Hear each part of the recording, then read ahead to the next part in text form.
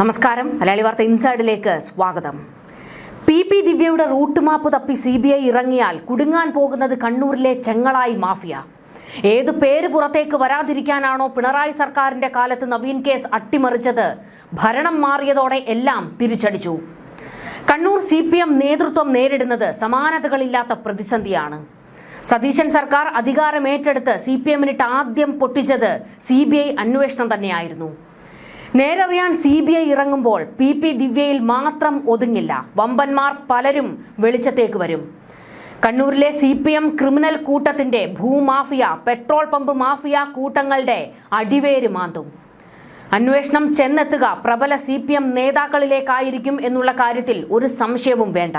അതുകൊണ്ട് തന്നെയാണ് ദിവ്യക്കെതിരായ CBI അന്വേഷണം CPM വല്ലാതെ ഭയക്കുന്നത്. വിറളി പിടിച്ചു തുടങ്ങിയിരിക്കുകയാണ് നേതാക്കന്മാർക്ക്. ദിവ്യക്കെതിരെ കുരുക്ക് മുറുക്കുകയാണ് സതീശൻ സർക്കാർ. നവീൻ കേസിൽ ഒരു വഴിക്കൂടെ CBI അന്വേഷണത്തിന് നീക്കം തുടങ്ങിയത് കൂടാതെ ബിനാമി ഇടപാട് ആരോപണങ്ങളിൽ വിജിലൻസ് അന്വേഷണത്തിനും കൂടി ഉത്തരവിട്ടിരിക്കുകയാണ്. പിണറായി സർക്കാരിന്റെ കാലത്ത് ദിവ്യയ്ക്ക് ക്ലീൻ ചീറ്റ് നൽകിയത് പുനഃപരിശോധിക്കാനാണ് നീക്കം. അഴിമതി നിരോധന നിയമപ്രകാരം കേസെടുക്കാൻ കഴിയുമോ എന്നാണ് പരിശോധിക്കുക. വിജിലൻസ് മേധാവിയിൽ നിന്ന് ആഭ്യന്തര വകുപ്പ് റിപ്പോർട്ട് തേടിയിരിക്കുകയാണ്. ഇത് ദിവ്യയെ മാത്രം ലക്ഷ്യം വെച്ചല്ല എന്നുള്ളത് ഉറപ്പാണ്. കണ്ണൂരിലെ ചില ഭൂമാഫിയകളിലേക്ക് ഇരച്ചു കയറാനുള്ള ഒരു ലക്ഷ്യവും കൂടിയാണ്. KSU നേതാവ് മുഹമ്മദ് ഷമ്മാസ് നൽകിയ പരാതിയിൽ പിണറായി സർക്കാരിന്റെ കാലത്ത് അന്വേഷണം നടന്നിരുന്നില്ല. ഒരു വെരിഫിക്കേഷൻ മാത്രമായിരുന്നു നടന്നത്. അതായത് ഒരു അന്വേഷണം പോലും കൃത്യമായി നടത്താതെ കോടതിയിൽ ദിവ്യയ്ക്ക് അനുകൂലമായ നിലപാട് റിപ്പോർട്ടായിരുന്നു പിണറായി സർക്കാർ കൊടുത്തത്. അന്വേഷണം വേണ്ട എന്നും ദിവ്യക്കെതിരെ തെളിവുകളില്ല എന്നൊക്കെയായിരുന്നു സർക്കാർ കോടതിയിൽ വ്യക്തമാക്കിയത്. എന്നാൽ ഭരണമാറ്റം സംഭവിച്ചതോടെ കേസ് ഫയൽ വീണ്ടും ഇപ്പോൾ പൊക്കിയെടുക്കുന്നു. പി ദിവ്യയുടെ അടുത്ത സുഹൃത്തിന്റെ പേരുള്ള ബിനാമി കമ്പനി നിർമ്മിതി കേന്ദ്രയെ കൂട്ടുപിടിച്ച് പ്രത്യേകിച്ച് ഒരു മുൻപരിചയവുമില്ലാത്ത കമ്പനിക്ക് ഏകദേശം 12 കോടി രൂപയോളം 12 കോടി രൂപയുടെ ജില്ലാ പഞ്ചായത്തിന് കീഴിലുള്ള വർക്കുകളാണ് കൊടുത്തത്. പിന്നാലെയായിരുന്നു ഷമ്മാസ് ഇത് ദിവ്യയുടെ ബിനാമി കമ്പനിയാണെന്ന് ആരോപിച്ച് രംഗത്ത് വന്നത്. ചിലയിടങ്ങളിൽ ഈ കമ്പനി ഭൂമികൾ വാങ്ങിക്കൂട്ടിയിരുന്നു. ദിവ്യയും CPM-ലെ ചില ആളുകൾക്കും ഇതിൽ പങ്കുണ്ട് എന്നായിരുന്നു ഷമ്മാസ് ഉയർത്തിയ പ്രധാന ആരോപണം. രേഖകൾ സഹിതമായിരുന്നു ഷമ്മാസിന്റെ പരാതി. പക്ഷേ ഇത്രത്തോളം ഗുരുതരമായ ഒരു വിഷയം ഉയർത്തി കാണിച്ചിട്ടും അതിൽ അന്വേഷണം വേണ്ട എന്ന നിലപാടെടുത്ത് കേസ് ഫയൽ പിണറായി മുക്കുകയായിരുന്നു. ഒടുക്കം ഇപ്പോൾ പൂട്ട് വീഴുന്നു. ക്ലീൻ ചിറ്റ് കൊടുത്തത് എന്തിന്റെ അടിസ്ഥാനത്തിലാണ് എന്ന് വിശദമായി അന്വേഷിക്കാനാണ് ആഭ്യന്തര വകുപ്പിന്റെ തീരുമാനം. മുൻ സർക്കാർ ക്ലീൻ ചിറ്റ് നൽകിയ ഒരു കേസിൽ എങ്ങനെ പുതിയ കേസ് എടുക്കാം എന്നുള്ളതിനെക്കുറിച്ചും അന്വേഷണം നടത്താം എന്നതിനെക്കുറിച്ചും ആഭ്യന്തര വകുപ്പ് നിയമോപദേശം തേടിയിരുന്നു. അതിന്റെ അടിസ്ഥാനത്തിൽ കേസ് എടുക്കാമെന്ന് കൃത്യമായി വിവരം കിട്ടിയിരിക്കുകയാണ്. ഇതോടെയാണ് വിജിലൻസ് ഈ കേസുമായി ഇപ്പോൾ മുന്നോട്ട് പോകുന്നത്. പി ദിവ്യയെ സംബന്ധിച്ചിടത്തോളം അടിക്കുമേൽ തിരിച്ചടി കിട്ടിക്കൊണ്ടിരിക്കുകയാണ്. അത്ര എളുപ്പമല്ല ഇതിൽ നിന്നൊക്കെ ഊരിപ്പോരുക എന്നുള്ളത്. കണ്ണൂരിലെ ഭൂമാഫിയകളിലേക്ക് പിടിമുറുക്കുമ്പോൾ പണി കിട്ടാൻ പോകുന്നത് CPM-നാണ്. കാരണം ഭൂമാഫിയ, ക്വാറി മാഫിയകൾ, പെട്രോൾ പമ്പ് തുടങ്ങി ഒരുപാട് അനധികൃതമായിട്ടുള്ള ഇടപാടുകൾ CPM നേതാക്കൾ ഉൾപ്പെടെ ഇതിന്റെ പിന്നിൽ പ്രവർത്തിക്കുന്നവരാണ്. അങ്ങനെയെങ്കിൽ പ്രധാനമായും കുടുങ്ങുന്നത് ചെങ്ങളായി മാഫിയയാണ് എന്നാണ് ഇപ്പോൾ ചർച്ചകൾ. നവീൻ കേസിൽ ദിവ്യ അറസ്റ്റിലായപ്പോൾ മുതൽ വെറി പിടിച്ചോടിയത് ഇതേ ചെങ്ങളായിയിലെ ഒരു സംഘം CPM-കാരായിരുന്നു. ദിവ്യക്കെതിരെ പാർട്ടി നടപടികൾ പാടില്ല എന്ന് അന്ന് കൽപ്പിച്ചതും ചെങ്ങളായിയിലെ ഭൂമാഫിയയായിരുന്നു. ദിവ്യയെ ഇത്ര സംരക്ഷിക്കാൻ മാത്രം ആരാണ് ചെങ്ങളായി സംഘം? ADM നവീൻ ബാബുവിന്റെ മരണത്തിന് വഴിയൊരുക്കിയത് ബിനാമി സ്വത്തുക്കൾ സംരക്ഷിക്കാനുള്ള CPM നേതാക്കളുടെ താല്പര്യമോ? ഇങ്ങനൊരു ആരോപണം അന്നേ ഉയർന്നു വന്നതാണ്. അതായത് നവീന്റെ മരണത്തിന് ശേഷം പല ആരോപണങ്ങൾ ഉയർന്നു വന്ന കൂട്ടത്തിൽ ഏറ്റവും പ്രധാനപ്പെട്ടതായി ഉയർന്നു വന്ന ആരോപണം ഇതായിരുന്നു. ചെങ്ങളായി പഞ്ചായത്ത് കേന്ദ്രീകരിച്ചുള്ള ക്വാറി ഭൂമാഫിയ ലോബിക്ക് പിന്നിൽ CPM നേതാക്കളാണ്. ഇതിനെ നയിക്കുന്ന പ്രധാനിയുടെ അടുത്ത ബന്ധുവാണ് TV പ്രശാന്തൻ. അതായത് നവീൻ കേസിൽ നവീൻ കൈക്കൂലി വാങ്ങിയെന്ന് ആരോപിച്ച് രംഗത്ത് വന്ന പ്രശാന്തൻ CPM ജില്ലാ നേതാവ് കൂടിയായ AV ഗോപിനാഥന്റെ അടുത്ത ബന്ധുവാണ് ഇയാളെന്ന്. പെട്രോൾ പമ്പിനുണ്ടാക്കിയ പാട്ടക്കരാറിൽ ഒപ്പിട്ടതും TV പ്രശാന്തിന്റെയും AV ഗോപിനാഥിന്റെയും ബന്ധുക്കൾ. ചെങ്ങളായി കേന്ദ്രീകരിച്ചുള്ള ഈ സംഘത്തെ നയിക്കുന്ന AV ഗോപിനാഥ് കണ്ണൂരിലെ വിസ്മയ പാർക്കിന്റെ ചെയർമാനാണ്. CPM ജില്ലാ സെക്രട്ടേറിയറ്റ് അംഗവും. ഈ വമ്പൻ ടീമിനെയാണ് നവീൻ ബാബു അന്ന് സമ്മർദ്ദത്തിലാക്കിയത്. ഈ ഗ്രൂപ്പിന്റെ ശക്തി നവീൻ ബാബുവിന് അറിയാതെയും പോയി. പരിയാരം മെഡിക്കൽ കോളേജിലെ ഇലക്ട്രീഷ്യനാണ് പ്രശാന്തൻ. ഭാര്യയും നേഴ്സാണ്. സാധാരണ ജീവിതമാണ് ഇവർ നയിക്കുന്നത് എന്നാണ് വിവരങ്ങൾ. ഇവർക്ക് പെട്രോൾ പമ്പ് തുടങ്ങാനോ അതിനുവേണ്ട മുതൽ മുടക്കാനോ ഉള്ള സാമ്പത്തിക കരുത്തില്ല. ഇതിൽ നിന്ന് തന്നെ ബിനാമി ഇടപാടാണ് ഇതെന്ന് വ്യക്തമാണല്ലോ. ജില്ലാ പഞ്ചായത്ത് അധ്യക്ഷയായിരുന്ന PP ദിവ്യ അടക്കമുള്ള രാഷ്ട്രീയക്കാരെ എല്ലാം നിയന്ത്രിക്കാൻ കെൽപ്പുള്ള പ്രധാനിയായിരുന്നു അത്രേ ഗോപിനാഥ്. ഈ മേഖലയിൽ തളിപ്പറമ്പ്, തൃച്ചംബരം, കാഞ്ഞിരങ്കാട് ദേവസ്വത്തിന് ആയിരക്കണക്കിന് ഏക്കർ സ്വത്തുക്കളുണ്ട്. ഇതെല്ലാം കയ്യേറി ക്വാറി മാഫിയയും പ്രവർത്തിക്കുന്നുണ്ട്.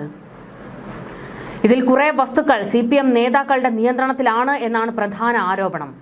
അങ്ങനെ ക്വാറി മാഫിയയും ഭൂമാഫിയയുമെല്ലാം ദേവസ്വം സ്വത്തിൽ കൈവച്ച് പടർന്ന് പന്തലിച്ച് നിൽക്കുകയാണ്. ഇവരുടെ അടുത്ത ശ്രമമായിരുന്നു ചെങ്ങളായിലെ പെട്രോൾ പമ്പ്. അതിന് ഈ ലോബി പ്രശാന്തനെ മുന്നിൽ നിർത്തി എന്നാണ് പാട്ടക്കരാറിലെ സാക്ഷികളിൽ നിന്നും അന്ന് ചില വിവരങ്ങൾ കിട്ടിയത്. ഗോപിനാഥനാണ് ഇവർക്കെല്ലാം പിന്നിലുള്ളതെന്നും ഇതെല്ലാം ഏകോപിപ്പിക്കുന്നത് ഇയാളാണ് എന്നുമാണ് പ്രധാന ആരോപണം. കൂടാതെ നവീന്റെ മരണവുമായി ബന്ധപ്പെട്ടുള്ള പെട്രോൾ പമ്പിന് അപേക്ഷയിലെ ബിനാമി ഇടപാട് ആരോപണത്തിൽ പോലീസ് അന്ന് അന്വേഷണം നടത്തിയിരുന്നു. അന്വേഷണത്തിന്റെ ഭാഗമായി പ്രശാന്തിന്റെ ഭാര്യ സഹോദരൻ രജീഷിന്റെ മൊഴി പോലീസ് രേഖപ്പെടുത്തിയിരുന്നു. രജീഷാണ് പ്രശാന്തിനെ കൊണ്ട് പെട്രോൾ പമ്പിന് അപേക്ഷ നൽകിപ്പിച്ചത് എന്നായിരുന്നു അന്ന് ഉയർന്നു വന്ന ആരോപണം. രജീഷിന് കാസർഗോഡ് പെട്രോൾ പമ്പുണ്ട്.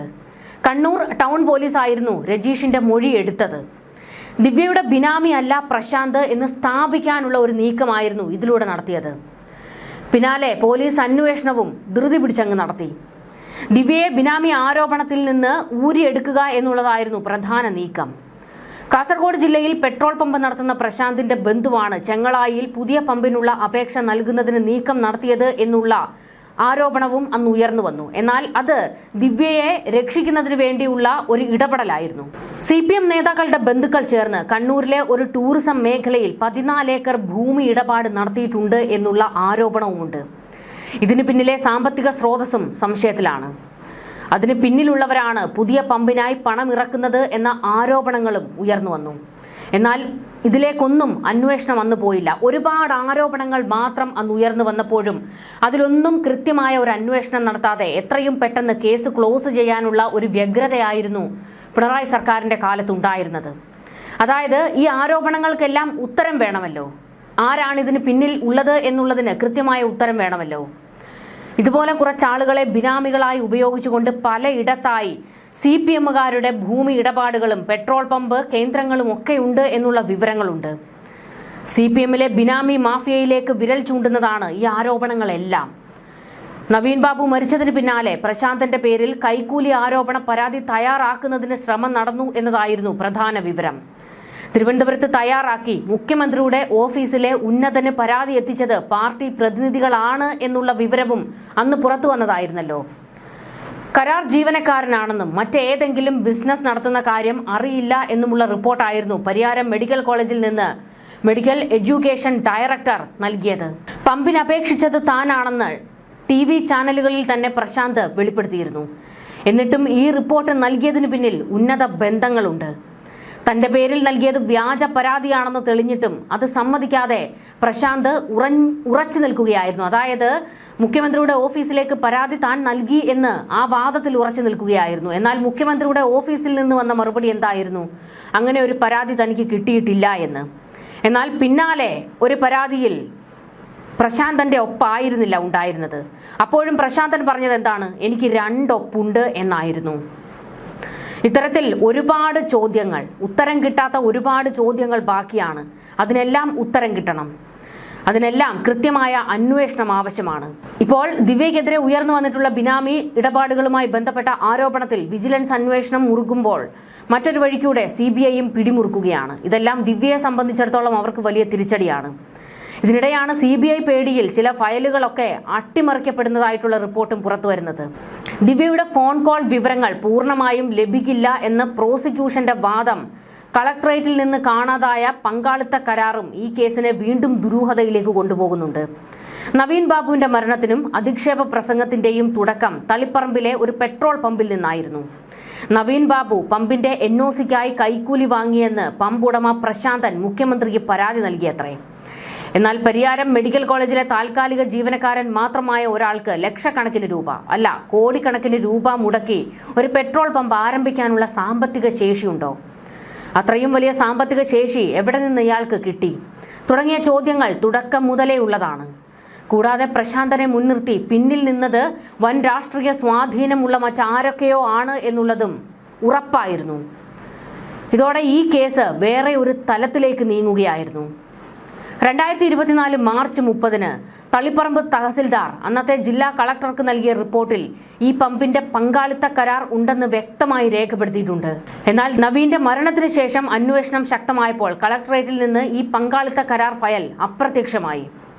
ഇതോടെ ഈ കേസിൽ പമ്പിന്റെ രേഖകൾ മുക്കിയെന്ന വിവാദം പുതിയ വഴിത്തിരിവായി മാറിയത്. പമ്പിന് പിന്നിൽ പ്രവർത്തിച്ചവർ ആരാണെന്നും ഇതിൽ PP ദിവ്യയ്ക്കോ മറ്റാർക്കെങ്കിലുമോ പങ്കുണ്ടോ എന്ന് പുറം ലോകം അറിയാതിരിക്കാൻ വേണ്ടിയാണ് ഔദ്യോഗിക ഫയലിൽ നിന്നും ഈ രേഖ മുക്കിയത് എന്നുള്ള വാദങ്ങൾ ഇപ്പോൾ ശക്തമാകുന്നുണ്ട്. അതിന്റെ കൂടെയായിരുന്നു കേസ് അട്ടിമറിക്കുന്ന തരത്തിലുള്ള പല നീക്കങ്ങളും നടന്നത്. ദിവ്യയുടെ ഫോൺ കൃത്യമായി പരിശോധിക്കാതെ പോലീസ് തുടക്കം മുതലേ അവരെ സംരക്ഷിക്കുന്ന നിലപാടായിരുന്നു സ്വീകരിച്ചത്. ഇതിനെല്ലാത്തിനുമാണ് ഇപ്പോൾ പൂട്ടുവീഴാൻ പോകുന്നത്. ഇത് സത്യസന്ധമായ അന്വേഷണമാണെങ്കിൽ PP ദിവ്യയും കണ്ണൂരിലെ ഒരു പറ്റം CPM ഭൂമാഫിയകളും അകത്താകുമെന്നുള്ള കാര്യത്തിൽ ഒരു സംശയവും വേണ്ട.